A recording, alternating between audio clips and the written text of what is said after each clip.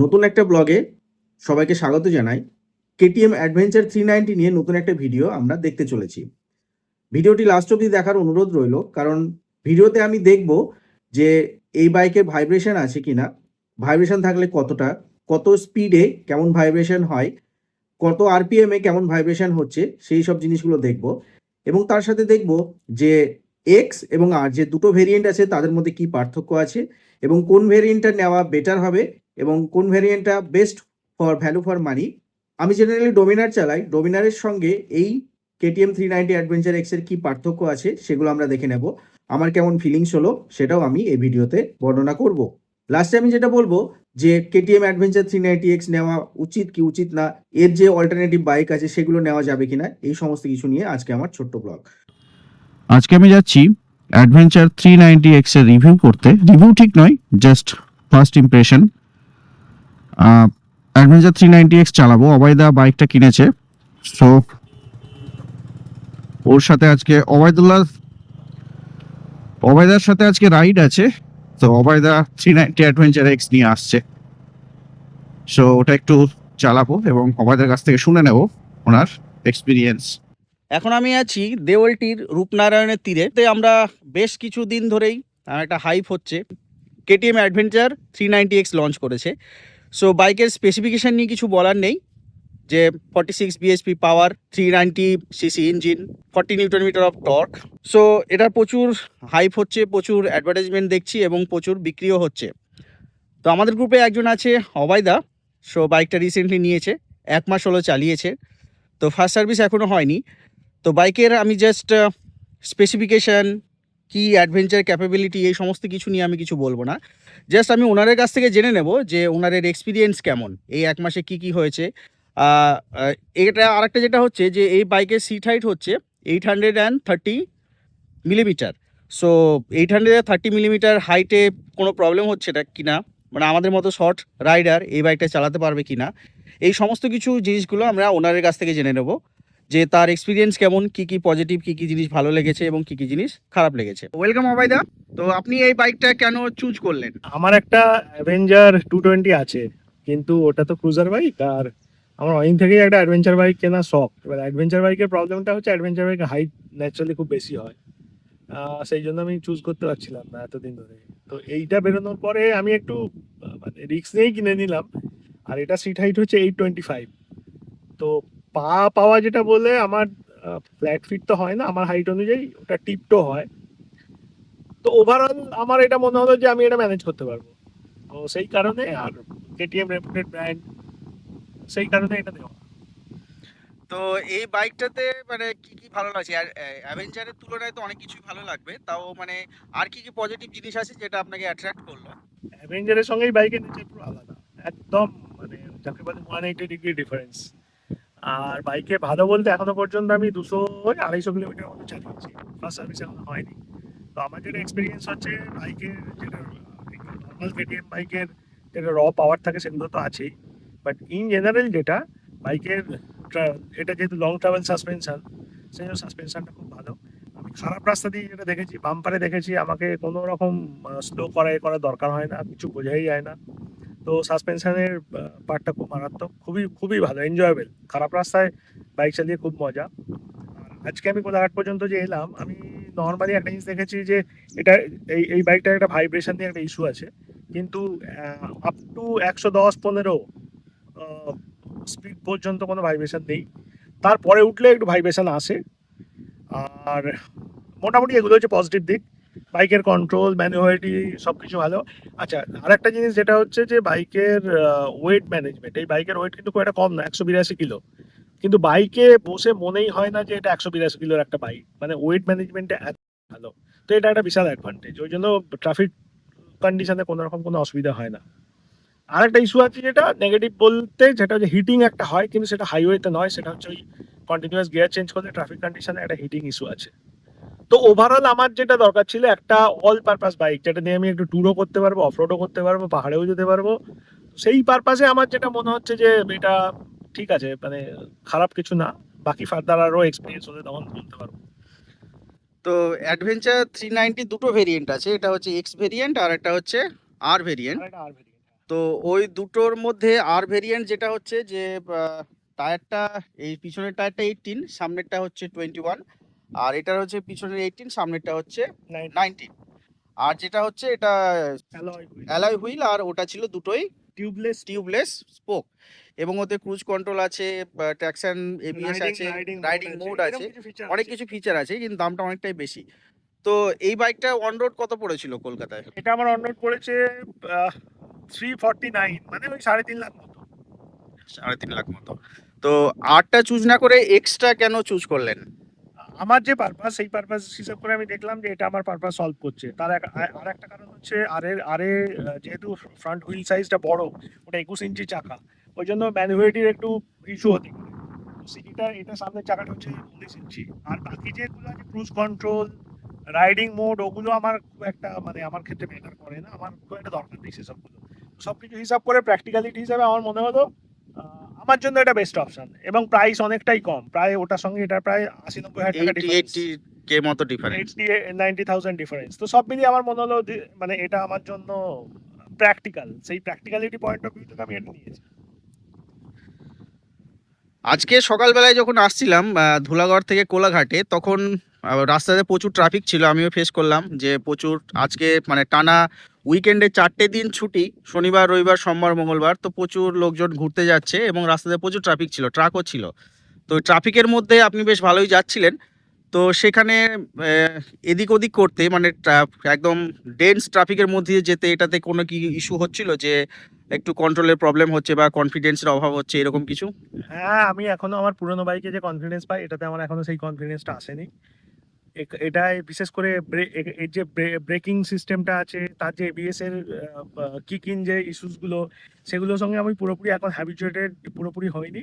সেই কারণে আমি যাচ্ছি, আমি 100-র উপরেও ক্রুজ করছি, মানে যখন হেভি ট্রাফিক লরি আছে সেখান থেকে আমি জিগজ্যাগ করে বেরোচ্ছি, সব কিছু করছি, কিন্তু কনফিডেন্সের জায়গাটা আমার এখনো আসেনি। সেটা আমার আরো কিছুদিন বাইকটার সঙ্গে কাটালে মেবি সেই জায়গাটা আসবে, বাট স্টিল এখনো সেই জায়গাটা আমার টাইম লাগবে একটু। এটাকে আউট অফ 10 কত দেবেন সমস্ত কিছুর দিক থেকে বিচার করে? অ্যাকচুয়ালি বাইক তো যে যা নিজের পারপাস অনুযায়ী কেনা উচিত, আর যে কোনো বাইকই মানে কারো সব পারপাস সলভ করতে পারবে না। তো আমার পারপাস অনুযায়ী আমি আমার যে রিকোয়ারমেন্ট সেই অনুযায়ী এটাকে আমার 10-এর মধ্যে আমি 9 দেবো, মানে আমার পারপাস অনুযায়ী এটা 9 আউট অফ 10। বাহ, thank you for your time, happy riding. হ্যাঁ, আরও অ্যাডভেঞ্চার আসছে।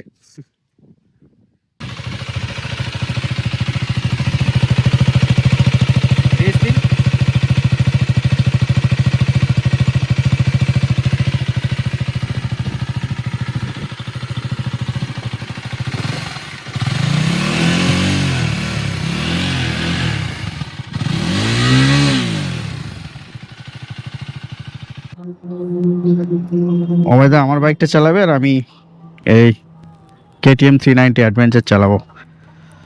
সো টেস্ট ড্রাইভ মতো এটা। ওয়াও,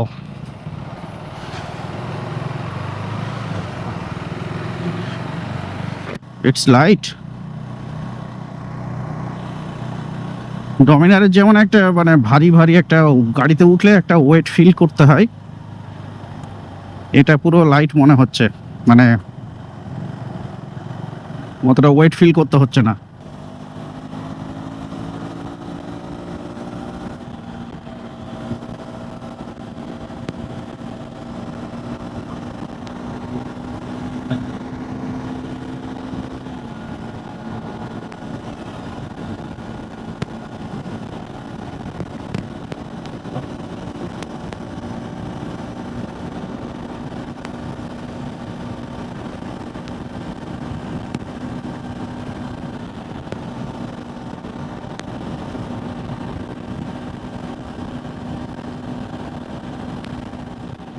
ওয়াও, সিটটা অনেক চওড়া, আমি পিছনে সরে যেতে পারছি বা সামনেও আসতে পারছি। আমি যদি দাঁড়াই, ওয়াও,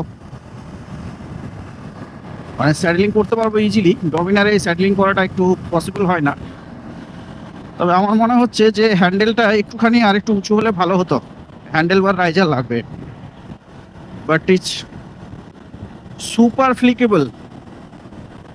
ডমিনারেও এরকম এতটা ফ্লিকেবল নয়। ইনফ্যাক্ট ডমিনার অনেক ভারী ফিল হয়। এটা মনে হচ্ছে অনেকটা উঁচুতে চেপে আছি। ডমিনারের রেসপেক্টে আমি কম্প্যারিজনটা করব।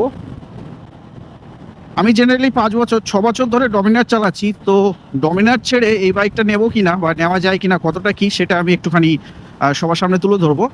আমি 125 অবধি তুলেছিলাম। So that is a very nice speed. And কি বলবো যে একটুখানি ফিলও হচ্ছিল না, বা কোনো যে ভাইব্রেশন বা ভয় করছে এরকম কোনো কিছুই হয়নি। সবাই বলে যে জেনারেলি শুনছিলাম যে এতে একটু ভাইব্রেশন ইস্যু আছে, কিন্তু 110 120-তে গেলাম, আমি অ্যাজ কিছু ভাইব্রেশন ফিল করিনি। তবে ফুট পেগে একটুখানি ভাইব্রেশন ফিল করছিলাম। আর 120-তে উঠলে ডমিনার যেন মনে হয় একটুখানি হেভি মনে হচ্ছে, একটুখানি কনফিডেন্স অভাব হয় না ডমিনারে, ডেফিনেটলি নট, বাট এটাও যেন অনেকটা হালকা। মানে ডমিনার যেমন মাটি কামড়ে চলে, একদম পুরো মাটি লেগে, এটা তেমন মনে হলো। এটা যেমন মনে হচ্ছে যে সে ঘোড়ার উপর চেপে আছি, যেন মনে হচ্ছে ঘোড়ার উপর চেপে আছি, এমন একটা ফিল হচ্ছে যে একটুখানি উঁচুতে আছি।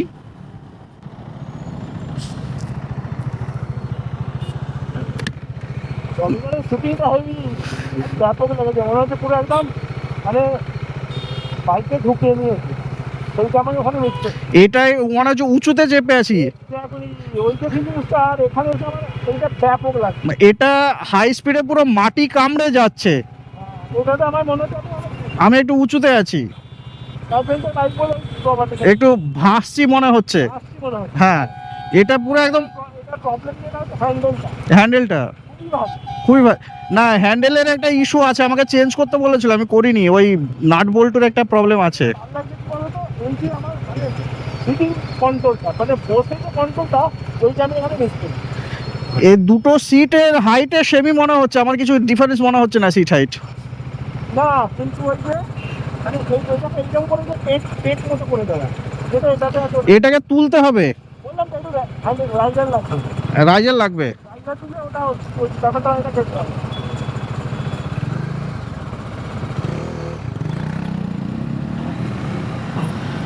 সো অভয়দা আমার ডমিনার চালাচ্ছে, ডমিনার চালিয়ে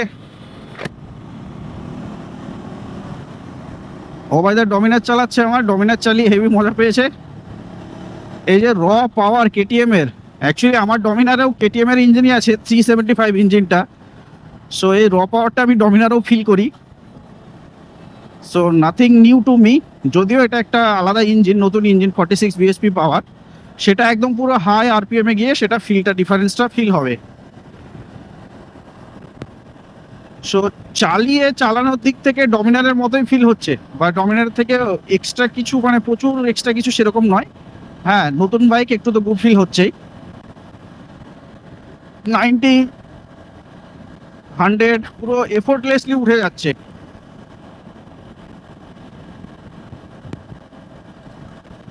ডমিনারে যেমন বসলে মনে হয় যে আমি গাড়ির মধ্যে ঢুকে গেলাম, এটা তো মনে হচ্ছে না, আমি গাড়ির মধ্যে, গাড়ির উপরে আছি। Still feel good. আমি হিমালয়ানও চালিয়েছি, হিমালয়ানে যেন ওয়েটটা ফিল হয় উপরের দিকে, একটু কনফিডেন্সের প্রবলেম হয়।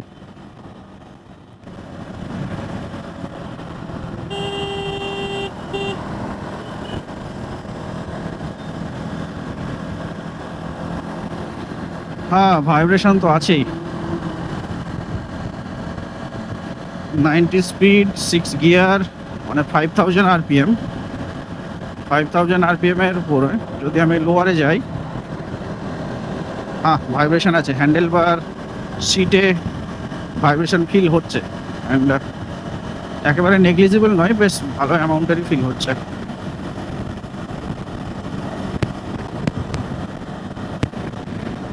এর তুলনায় হায়ার আরপিএম এ ভাইব্রেশনটা কম।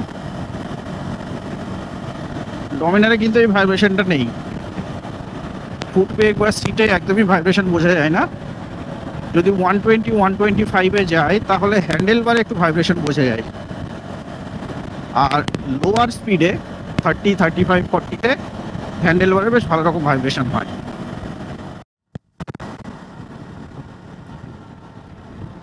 আমি এতক্ষণ ধরে ব্লগ করে গেলাম,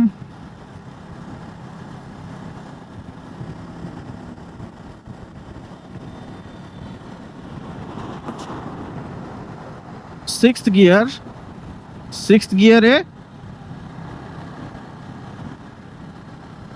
গিয়ারে এটা 3500 আরপিএমে যাচ্ছে। So 3000 আরপিএমে 60 speed.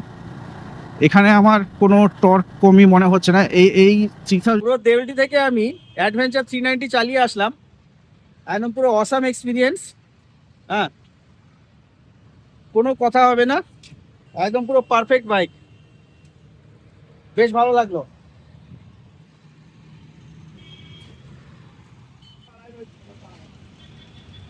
অবায়দুল্লাহটা আমার ডমিনার চালাচ্ছিল, সামনে যাচ্ছিল, আমি তো অ্যাডভেঞ্চার নিয়ে পাত্তাই করতে পারলাম না, কত স্পিডে যাচ্ছিল জানি না। ডোমিনার হাইওয়ের জন্য দারুণ। হাই বন্ধুরা, আমার ধুলাগড়ে আছি, এরপর আমরা এখান থেকে সেপারেট হয়ে যাব। আমি সাঁতরাগাছি দিয়ে যাবো, অবাইদা ডানকুনি যাবে। সো চলো বন্ধুরা, নেক্সট রাইডে খুব শীঘ্রই দেখা হচ্ছে, বাই। সকলকে অসংখ্য ধন্যবাদ আমার ভিডিওটি লাস্ট অবধি দেখার জন্য। এরকম সুন্দর ইনফরমেটিভ ভিডিও পেতে আমার চ্যানেলটি সাবস্ক্রাইব করুন, লাইক করুন, কমেন্ট করুন ও বন্ধুদের মধ্যে শেয়ার করুন। ধন্যবাদ। নেক্সট ব্লগে খুব শীঘ্রই দেখা হবে।